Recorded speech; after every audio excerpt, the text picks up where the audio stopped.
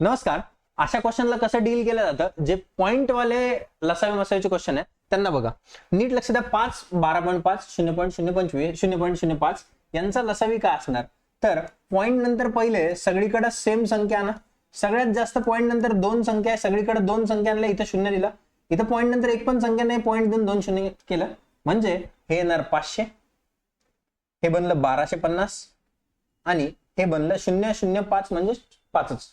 ठीक आहे. या तिघांचा मला लसावी काढायचा आहे. लसावी काय असतं, मोठी संख्या किंवा मोठ्या संख्येच्या पटीतली संख्या. इथं मोठी संख्या कोणती, 1250. मग हा लसावी कधी असणार, जेव्हा उरलेल्या संख्येने भागजेल.